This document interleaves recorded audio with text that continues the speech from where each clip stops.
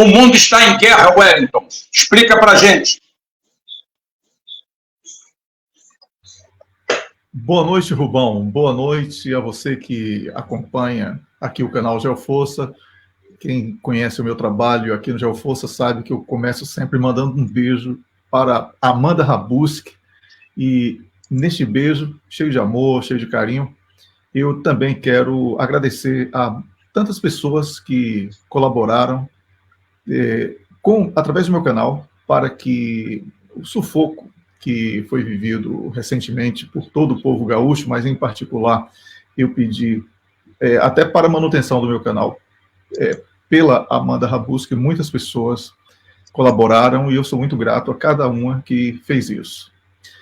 Então, eu não poderia deixar de iniciar, Rubão, fazendo esse agradecimento, inclusive a você, por ter feito diretamente pedido, ter colocado aqui vídeos da própria Amanda e ter contribuído para uma reflexão sobre aquele mar de corrupção no Rio Grande do Sul, que reduziu um dos estados que todo brasileiro deve muito a ele, o estado que nos deu Leonel Brizola, Getúlio Vargas, que me deu Amanda Rabuski, né? E que temos aí o grande Cirsão e tanta gente boa do Rio Grande do Sul, que nós temos que estar solidários aí com o povo gaúcho de um modo geral, e não caio nessa bobagem de que um idiota ou outro gaúcho em algum momento falou que o nordestino, isso e aquilo, porque o Brasil é um só, e eu sou brasileiro, o gaúcho é brasileiro, o carioca é brasileiro, o baiano é brasileiro,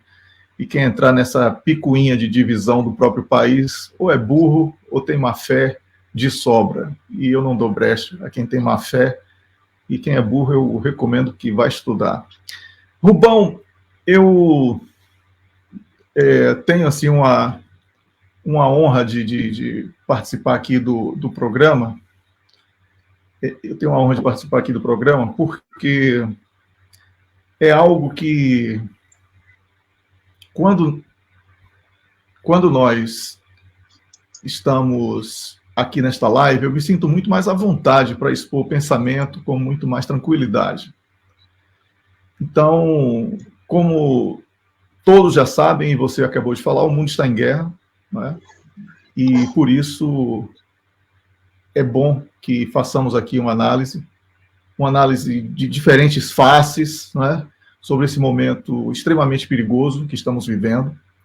O mundo atual, apesar de não estar vivenciando um conflito militar global declarado, numa escala como foi das guerras mundiais 1 e 2, ele está mergulhado numa série de guerras, que são as guerras que você já mencionou, não é?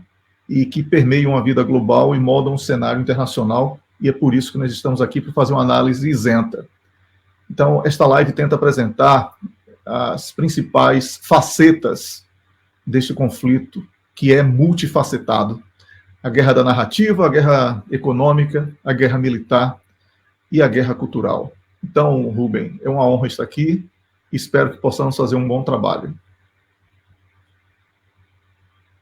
Explica para a gente melhor a sua visão, que é genérica aqui entre nós, mas é muito bom colocar os pingos nos is. A guerra da narrativa, por onde começam as guerras? Rubem, eu peço inclusive desculpas porque a imagem travou, estou recebendo aqui insistentes chamadas, eu preciso até mandar um recado para você interno aí, você vai dar uma olhada depois. Rubem,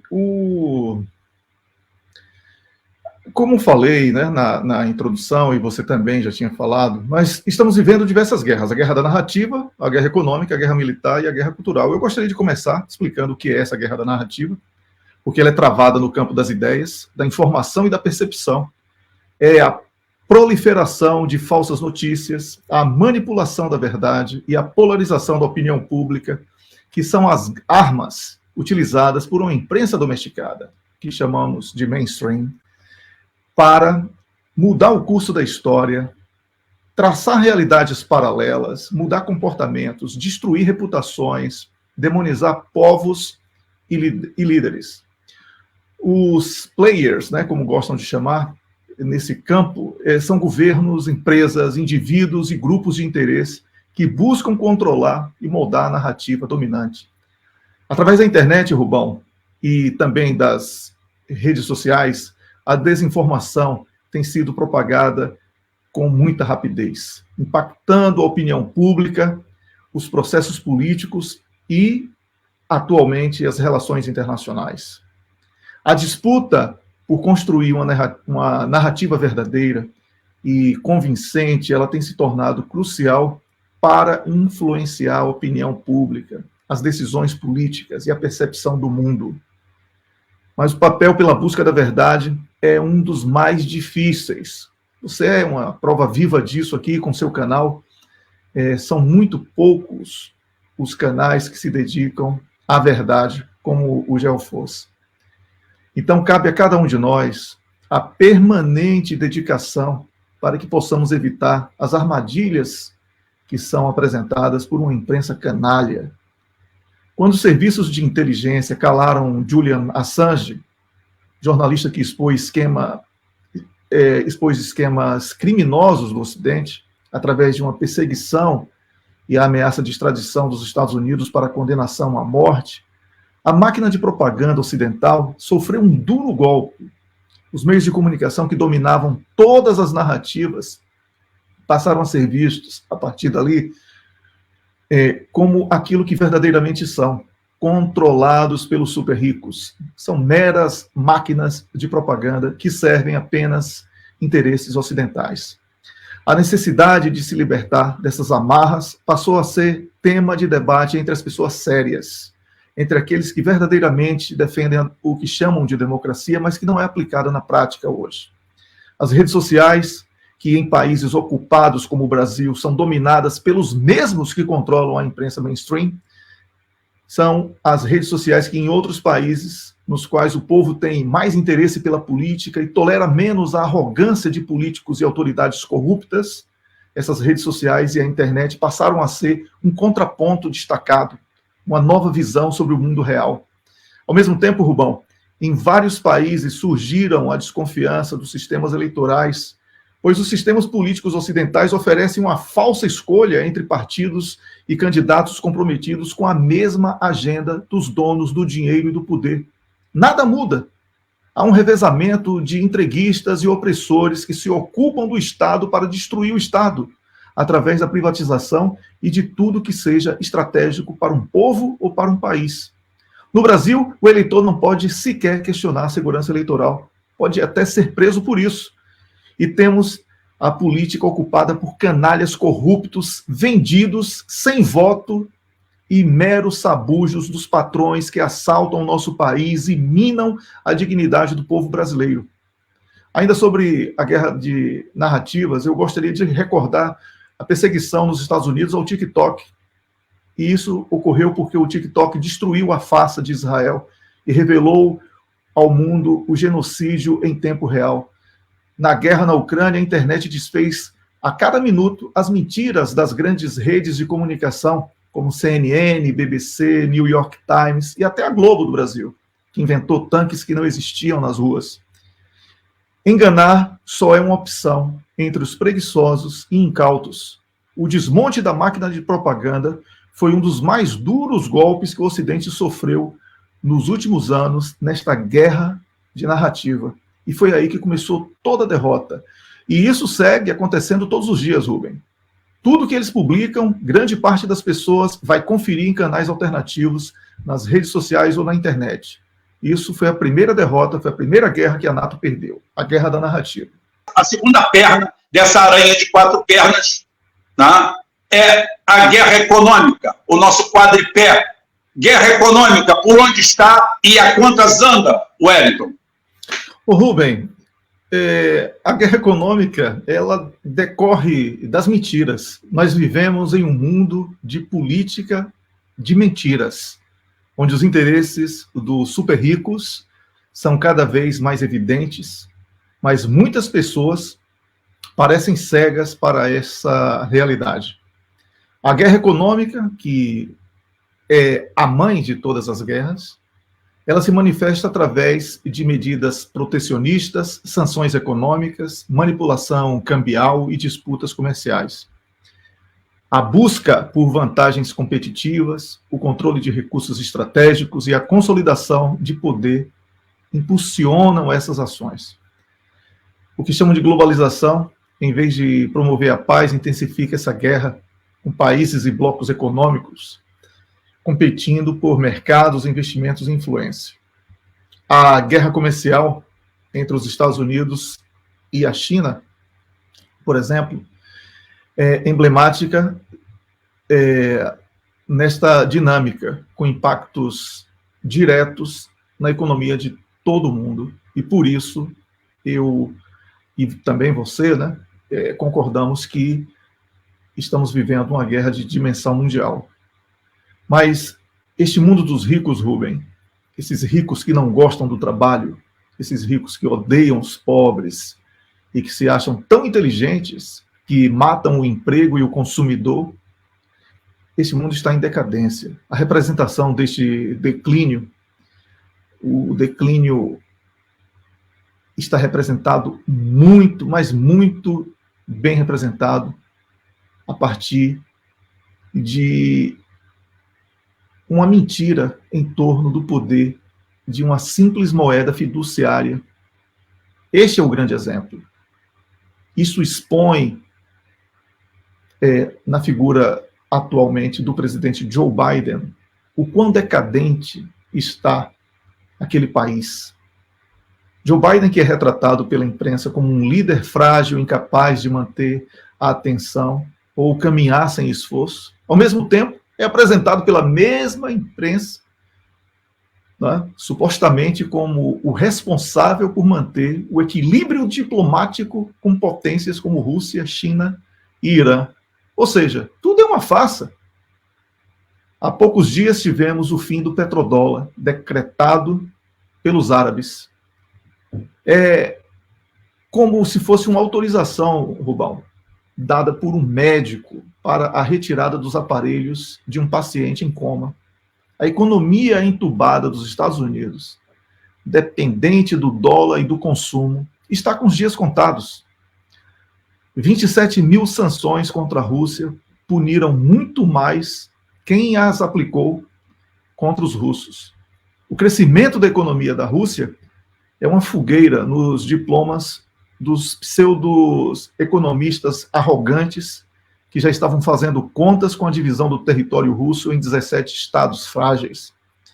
Enquanto isso, China e Índia substituem o mercado europeu como destino dos insumos russos, fortalecem ainda mais a competitividade dos seus países e ampliam o fosso entre a prosperidade e o declínio nesta transição de potência única para a inevitável multipolaridade, ainda que alguns canalhas questionem a força da multipolaridade. Mas a vergonha das economias ocidentais não para por aí, Rubão. O desfile de bajuladores beijando os pés de Netanyahu com um discurso decorado e canalha de direito de defesa de Israel, enquanto o genocídio era praticado contra crianças e ainda continua contra crianças, mulheres e idosos lá da Palestina, também foi outro momento marcante do declínio econômico do chamado Ocidente. E por que isso?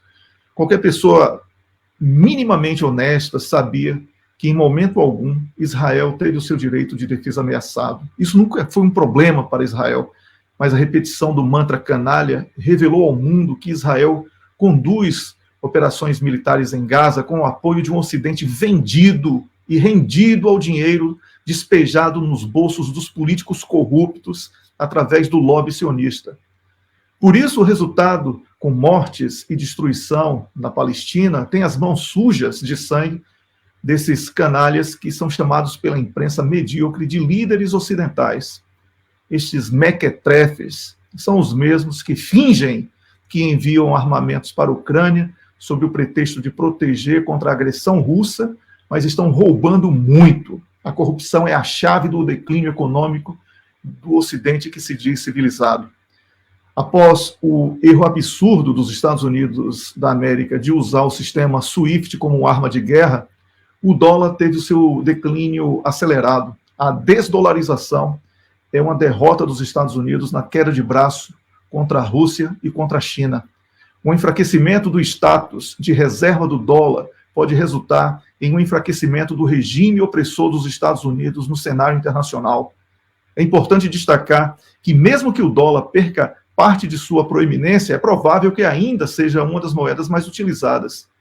Isso pode resultar em taxas de juros mais altas para o governo dos Estados Unidos e em uma menor capacidade de financiar guerras através da inflação da moeda.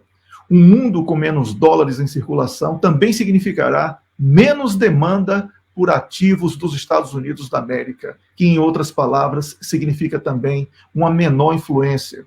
A manutenção do status de reserva do dólar é importante apenas para os interesses dos Estados Unidos e para os corruptos que vendem os seus países e entregam o roubo aos norte-americanos.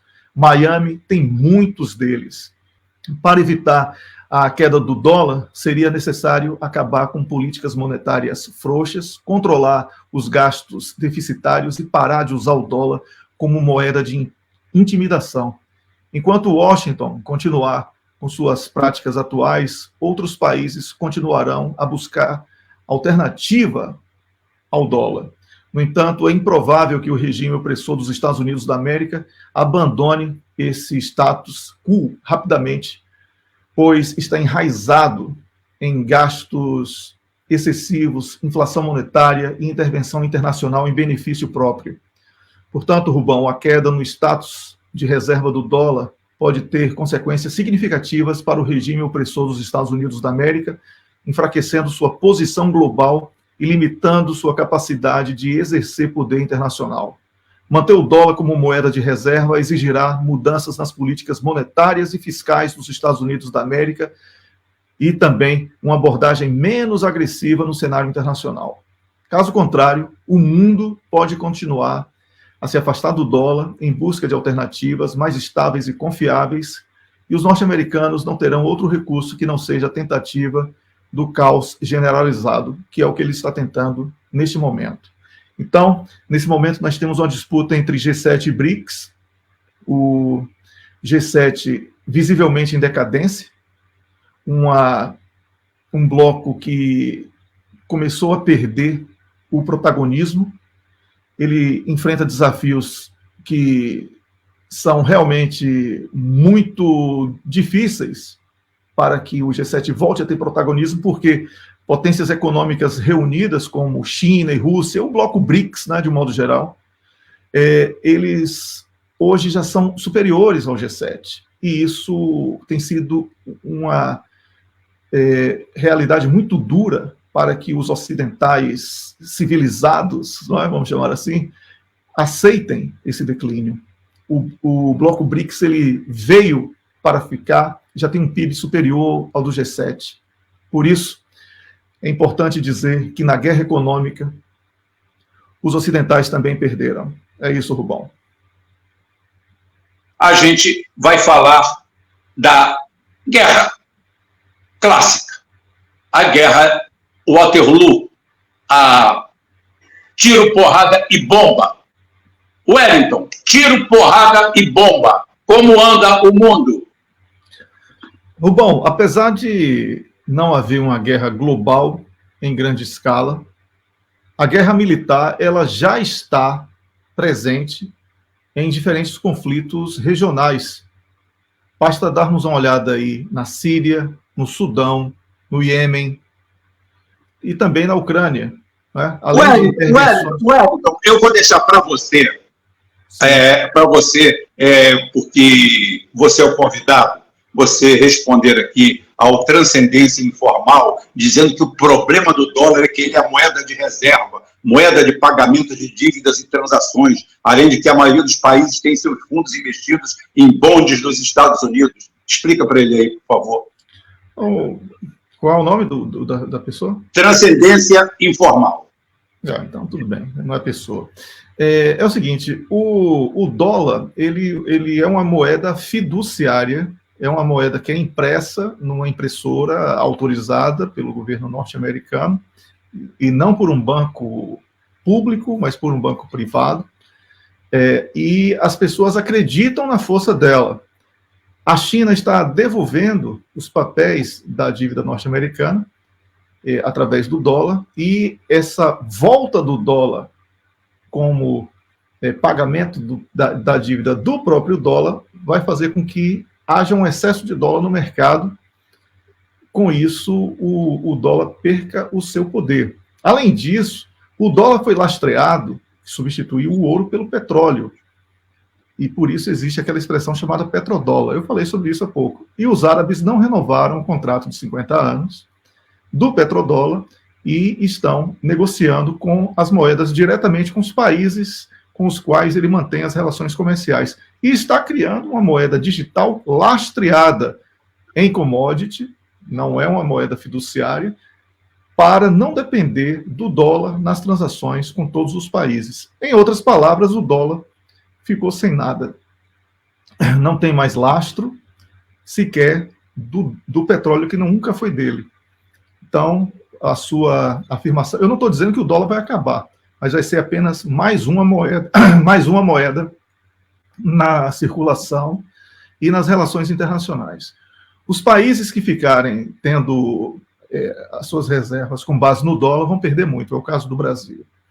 O Brasil só tem uma recuperação, ter um Getúlio Vargas. Espero que o povo do Rio Grande do Sul tome vergonha na cara, e deixe de eleger canalhas, incompetentes e corruptos, e resgate a história daquele povo lutador, trazendo não só para os gaúchos, mas para todos os brasileiros, mais um Brizola ou mais um Getúlio Vargas, para a gente não morrer nessa armadilha de um dólar que também está quebrando. É isso aí, Rubem. A guerra militar, a guerra de verdade, tiro, porrada e bomba.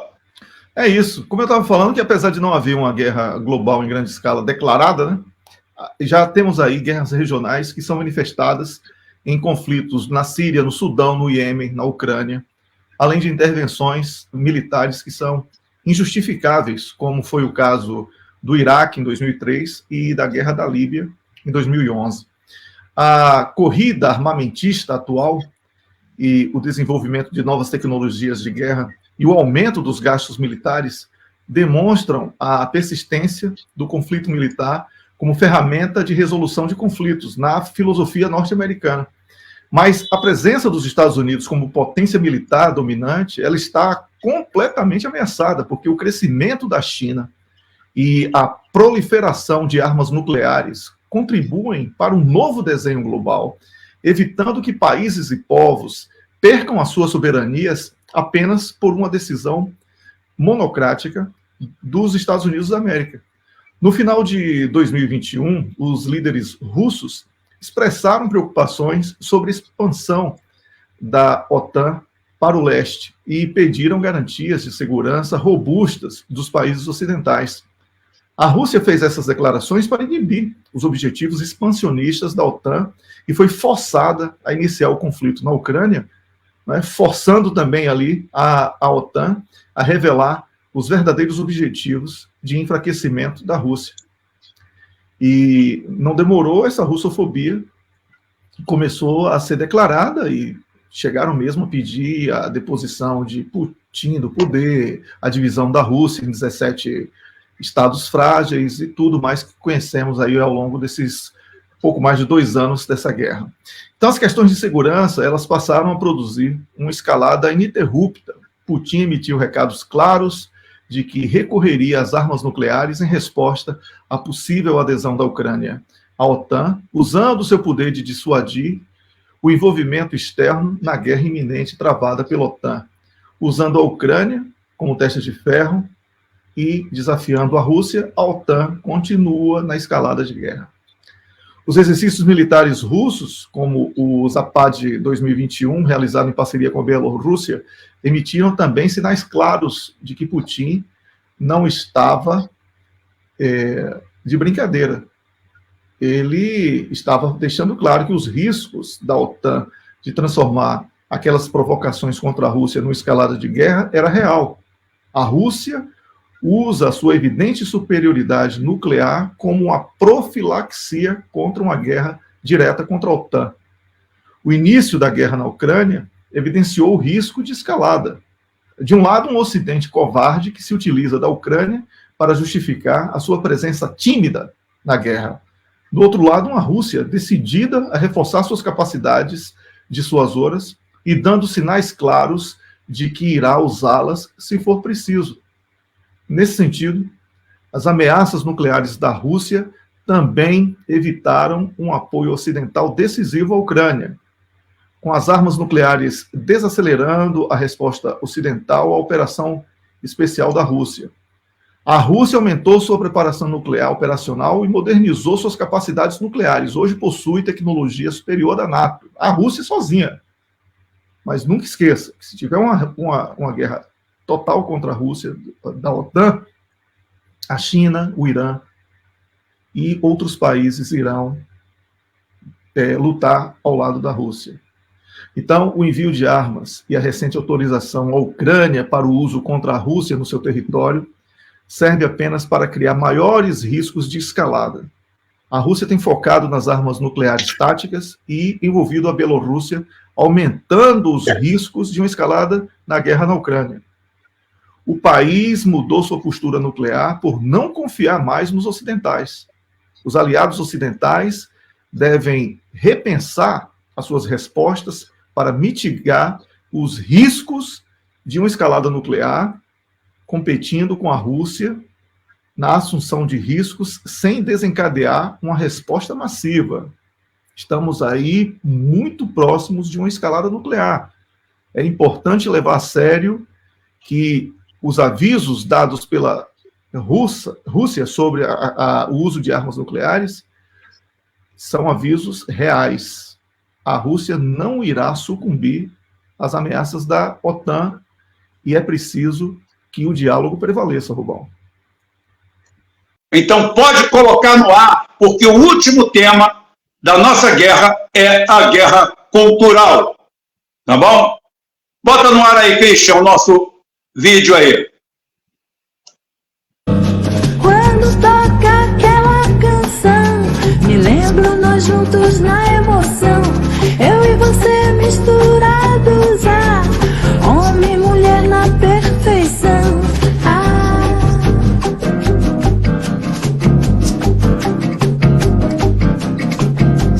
Côncavo e convexo, tão assim, encaixe perfeito, não tem fim. Nas noites quentes de verão, seu cheiro doce, uma canção, nossos corpos em sintonia, homem e mulher, pura magia, côncavo e convexo, que união, enlaçados no mesmo coração.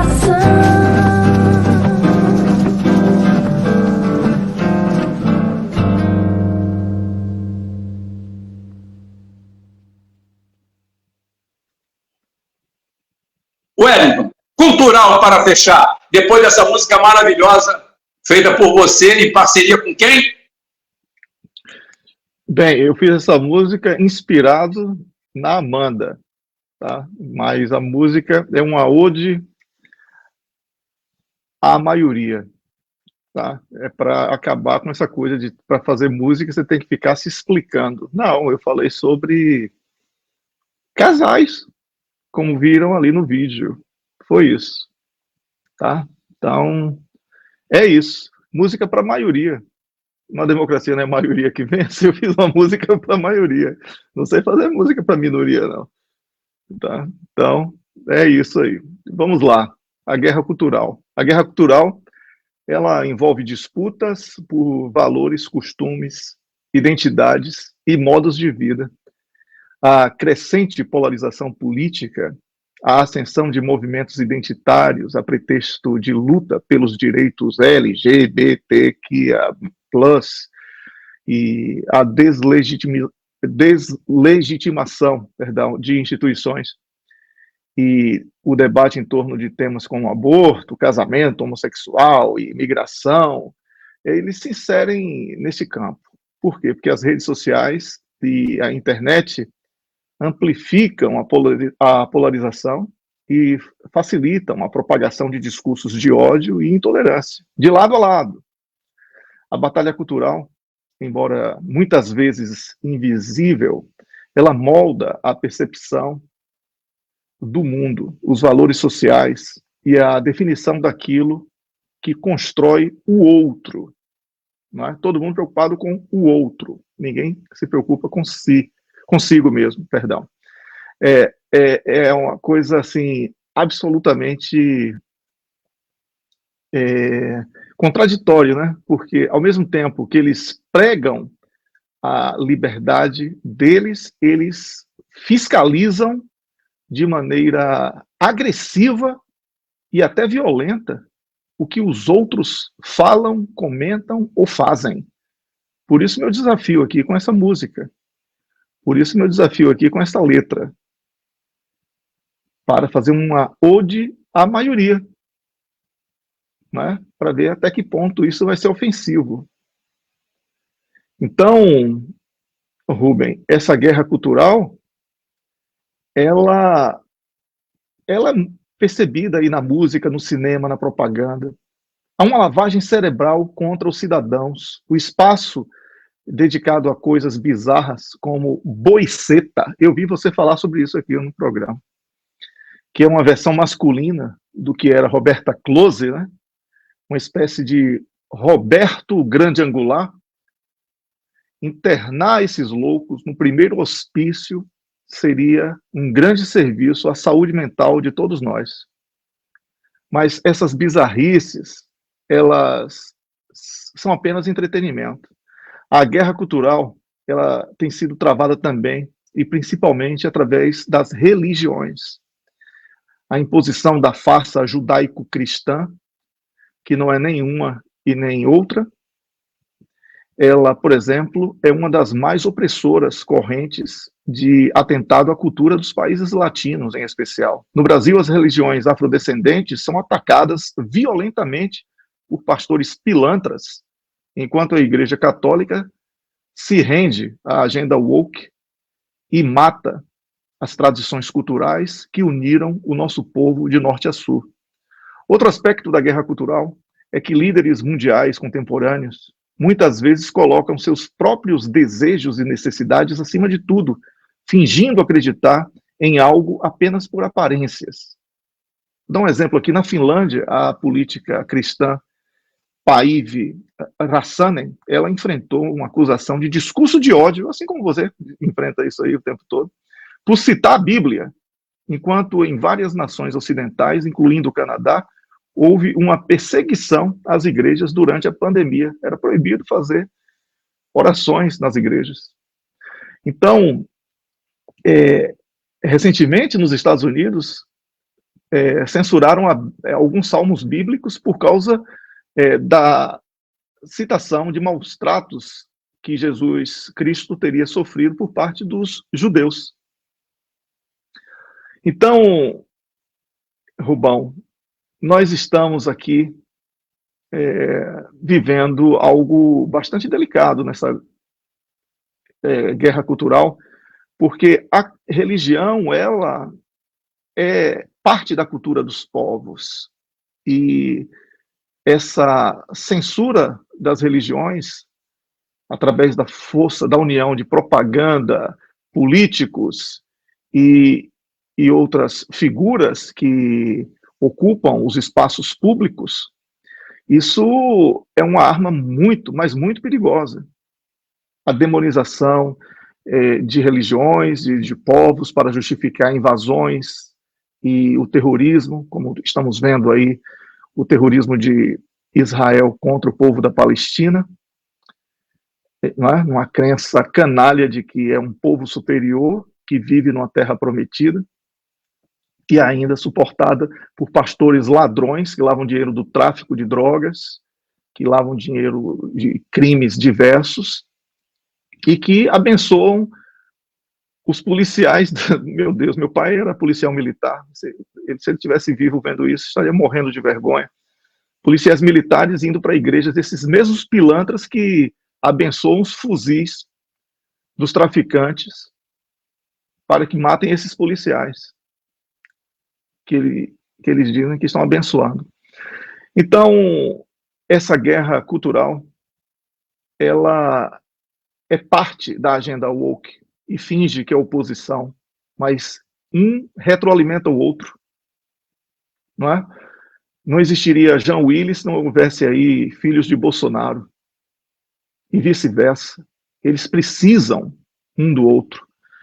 E é preciso, de uma maneira extremamente radical, deixar aqui uma opinião minha, não é do Rubem, não é do canal, é minha, que religião e cultura andam de mãos dadas, e quem defende a cultura woke é satanista. Não há meio termo, na minha opinião, para isso. E é satanista porque a cultura woke é contra tudo que o cristianismo ou contra outras religiões, inclusive muçulmanas, defendem. Então, essa minoria canalha que quer promover a bagunça suruba não pode ser respeitada como nada. É isso aí, Rubão. Wellington, considerações finais para você, que eu sei que você tem outro compromisso e já passou do horário. Pode ter as suas considerações, depois eu faço as despedidas aqui. Pode falar. Pois é, Rubão. Antes de tudo, quero lhe agradecer pelo convite. Né? E é sempre um prazer estar aqui, é sempre uma honra estar aqui. Quero mandar mais um beijo para a Amanda, por tudo que ela faz. E o canal, lá o meu canal, você viu que eu estou movimentando mais, né? Botando mais vídeo e tudo. Então, eu estou tentando fazer, até seguindo uma orientação sua também, e o apelo de alguns seguidores. E eu sou muito grato a todos aqui do Geoforça pelo apoio que tem dado ao meu canal também. Tá? É muito importante isso para a gente poder ampliar esse debate importante e relevante, né? Um debate que é sempre bem-vindo sobre questões reais. Bem, eu falei há pouco sobre a questão da guerra cultural, e tem algumas pessoas que tentam desprezar a China, a Rússia, o Irã, a Índia, como culturas, como sociedades que possuem suas características próprias, tentando justificar uma suposta aproximação do Brasil com esse Ocidente decadente, ignorando que isso é produto também da exploração histórica, do roubo, da corrupção, porque a corrupção, existe o corruptor, o corrupto que se vende e o meio de corrupção, e esse é bastante variado. Então, essas pessoas, elas tentam minimizar a riqueza de pessoas e povos que estão distantes dessa canalice woke e dessa farsa de mentiras, fábrica de mentiras, perdão, que tentam impor como verdade absoluta a todos nós, todos os dias, através de uma suposta informação de uma imprensa que nada mais é do que uma máquina de propaganda, através de tudo que eu falei sobre música, cinema, enfim, não é? E com isso, Rubem, nas considerações finais, eu quero dizer que quem apoia esse Ocidente aí, apoia Hiroshima e Nagasaki, apoia guerras, a mentira sobre armas de destruição em massa que matou milhões de pessoas, a mentira das armas químicas na Líbia, que destruiu o principal país em desenvolvimento daquela oportunidade do continente africano. Né? Então, são essas pessoas que supostamente são educadas e civilizadas, que são as pessoas que praticam o genocídio, que eles dizem que são os outros que são genocidas, são essas pessoas que praticam o caos. Aqueles que dizem lutar pelo reconhecimento das minorias, precisam dar o exemplo e parar de tentar impor uma agenda própria, alimentando seus fantasmas pessoais, individuais, opções e orientações sexuais, ideologias, preconceitos e ignorância arrogante. O mundo está em guerra, não é um único conflito, mas uma série de guerras que se interligam e se retroalimentam. A guerra da narrativa, como falamos aqui, da economia, a guerra militar e a guerra cultural, elas se entrelaçam, criando um cenário de instabilidade em todo o mundo. É preciso saber qual é o lado certo É preciso saber quem promove essas guerras, quem quer a morte de milhões de pessoas. Se você está do lado desses que praticam isso, se você não está do lado do africano que mesmo na merda pura sem mistura expulsou os franceses recentemente, expulsou os norte-americanos, você é um canalha. Se você não está ao lado de uma Rússia que fez um acordo de Minsk e que o Ocidente, de uma forma descarada, depois revela que nós só fizemos aquilo para ganhar tempo até preparar a Ucrânia para uma invasão, você é um canalha. Se você se vende a um Macron, se você se vende a serviços de inteligência em troca de bolsas de estudos, se você se vende por protagonismo numa imprensa máquina de propaganda, você é um canalha. Faça a sua parte, seja uma pessoa digna, porque só tem direito de defender valores nobres quem é nobre. Ninguém acende uma vela para Deus e outra para o diabo.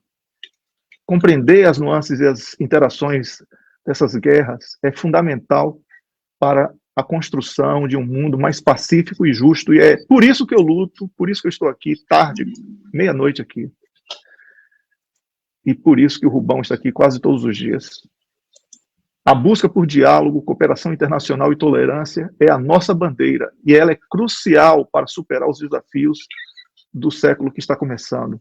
É preciso evitar que as guerras que nos assombram se transformem em um conflito global devastador. Nós não merecemos morrer por esses corruptos que estão aí fingindo que uma guerra nuclear não vai destruir a vida de praticamente todos nós. Era isso, Rubem. Obrigado a todos, um grande abraço e até a próxima oportunidade.